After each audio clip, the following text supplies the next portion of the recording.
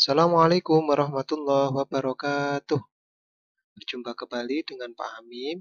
Hari ini kita akan belajar tentang pembelajaran tematik, tema 6, kelas 3, subtema 2, perubahan energi, pembelajaran 3 dan 4. Di pembelajaran 3, kita akan belajar tentang menceritakan kembali pokok-pokok informasi terkait perubahan energi, identifikasi gerakan kuat dan lemah kaki dalam suatu tarian, menentukan satuan waktu. Nah, selanjutnya anak-anak di sini ada pembangkit listrik tenaga air. Apa itu pembangkit listrik tenaga air? Ya, pembangkit listrik tenaga air adalah pembangkit listrik yang energi listriknya berasal dari tenaga air. Nah, cara energi air menjadi energi listrik adalah ya, yang pertama energi gerak air akan memutar alat yang disebut turbin. Nah, yang kedua, lalu turbin menggerakkan generator listrik. Bergeraknya generator listrik inilah yang akan menghasilkan tenaga listrik. 3. Listrik yang dihasilkan kemudian disalurkan ke gardu-gardu listrik. 4. Selanjutnya, gardu-gardu itulah listrik disalurkan ke rumah-rumah atau kantor-kantor. Oke, selanjutnya anak-anak, waduk atau bendungan. Siapa yang tahu apa itu waduk atau bendungan? Ya, tempat untuk penampungan air untuk keperluan masyarakat seperti mandi, irigasi. Oke, manfaat waduk atau bendungan. Yang pertama sebagai pembangkit listrik, yang kedua sebagai irigasi atau pengairan sawah, 3 sebagai perikanan, 4 sebagai tempat wisata. Oke, di sini ada pertanyaan, bisa anak-anak menjawab. Yang pertama, tuliskan 2 hal tentang waduk Jatiluhur yang sudah diketahui. Ya, waduk Jatiluhur dimanfaatkan sebagai pembangkit listrik. Yang kedua, selain sebagai pembangkit listrik, waduk Jatiluhur juga sebagai irigasi atau pengairan sawah, perikanan, dan juga sebagai tempat wisata.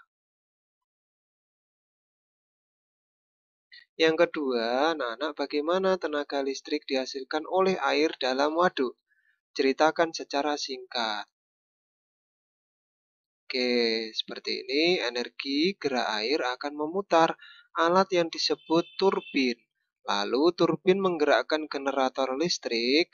Bergeraknya generator listrik inilah yang akan menghasilkan tenaga listrik. Oke, selanjutnya nomor 3, bagaimana listrik dari PLTA dapat sampai ke rumah-rumah? Ya, listrik yang dihasilkan PLTA kemudian disalurkan ke gardu-gardu listrik. Selanjutnya, dari gardu-gardu itulah listrik disalurkan ke rumah-rumah atau kantor-kantor. Yang nomor 4, apa yang akan terjadi jika air di waduk kering? Ya, jika waduk kering, maka PLTA tidak bisa menghasilkan listrik dan sawah-sawah kekurangan air. Yang kelima, tuliskan 3 masalah yang muncul bila tidak ada listrik. Oke, yang pertama, jika tidak ada listrik, maka tidak ada sumber penerangan cahaya atau lampu. 2. Tidak dapat menggunakan alat-alat elektronik. 3. Banyak pekerjaan yang terganggu. Oke, Lani meletakkan tangan di pinggang, kemudian kakinya diayunkan mengikuti irama musik yang cepat. Musiknya berirama cepat, kakinya harus diayunkan lebih kuat. Ini adalah gerakan pertama, gerakan kedua, dan gerakan ketiga. Oke, semakin kuat gerakan pada tarian, semakin besar energi yang dibutuhkan. Bahkan, seorang penari dapat bercucuran keringat ketika menari. Karena menari menguras energi. Oke, selanjutnya menentukan lamanya suatu kegiatan. Oke, ayah pergi bekerja pukul 7.30. Ayah pulang dari kantor dan sampai di rumah pukul 18. Tahu pukul 6 sore. Lama ayah bekerja dan waktu yang diperlukan dalam perjalanan adalah Ya, 18.00 dikurangi 07.30. Ya, karena tidak bisa diambil 1 jam dan diubah menjadi satuan menit. 1 jam sama dengan 60 menit. Oke, jadi 17.60 dikurangi 07.30. Jadi, Ayah bekerja selama 10 jam 30 menit.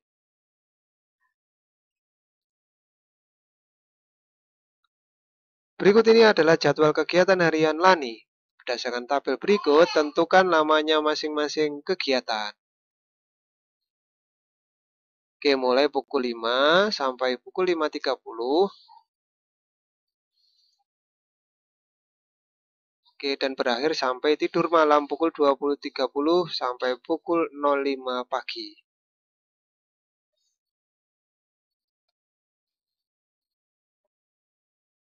Selanjutnya, di pembelajaran 4, kita akan belajar menentukan satuan waktu yang tepat untuk mengukur lama suatu kegiatan berlangsung.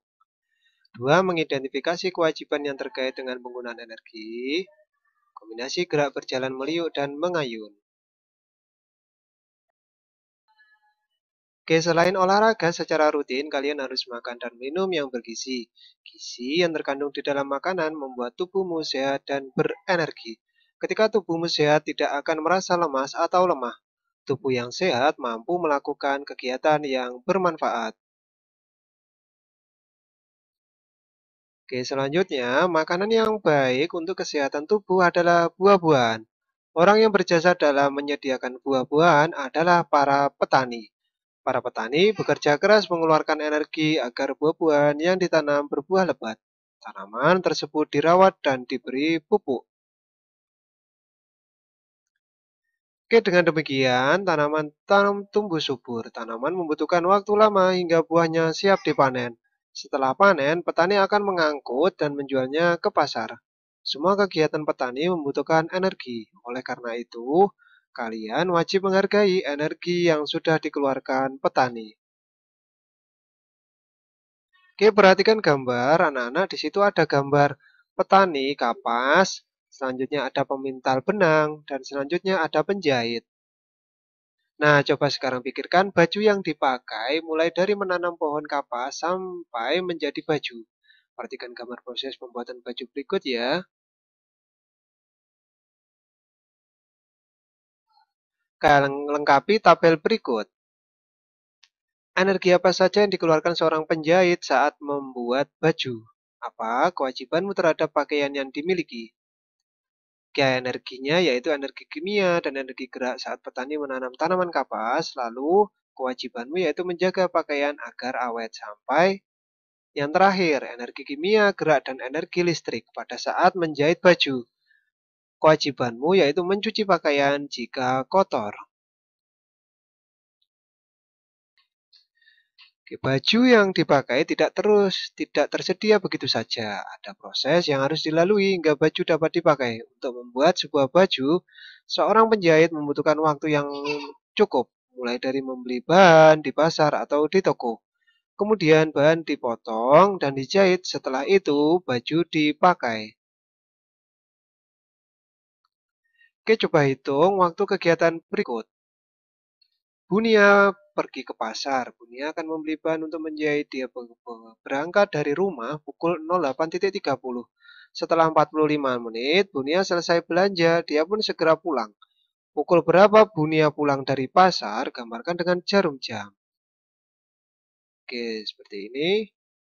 Ternyata Bunia pulang dari pasar pukul 09.15.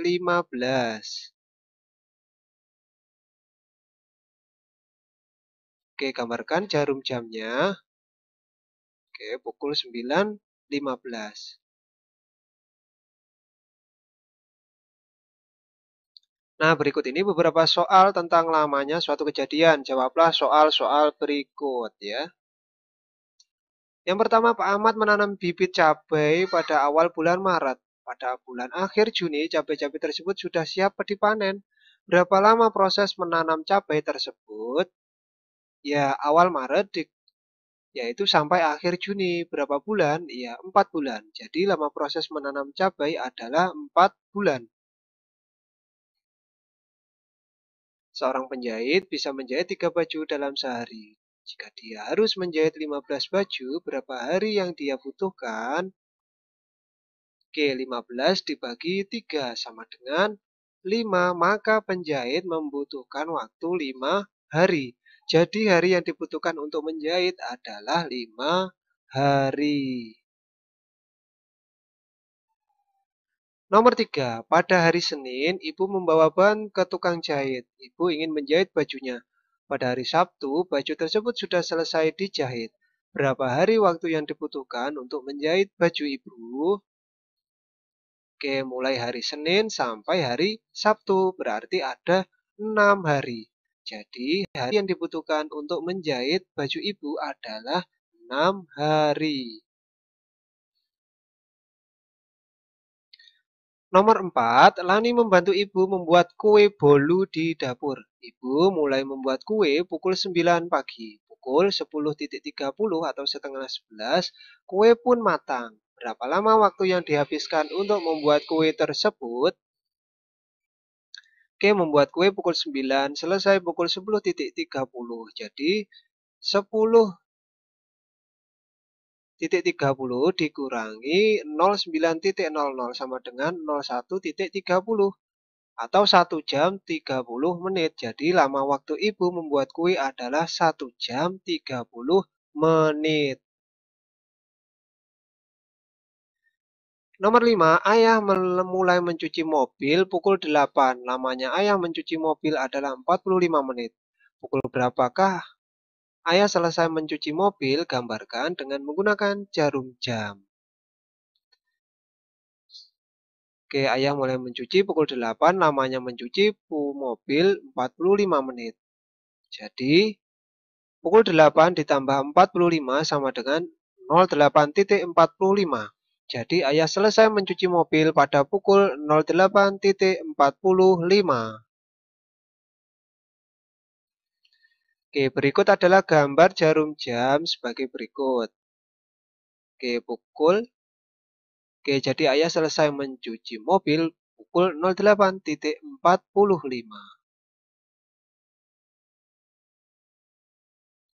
Oke, selanjutnya tugas di rumah ada nomor 1. Di situ anak-anak bisa mengerjakannya di buku tulis kalian masing-masing.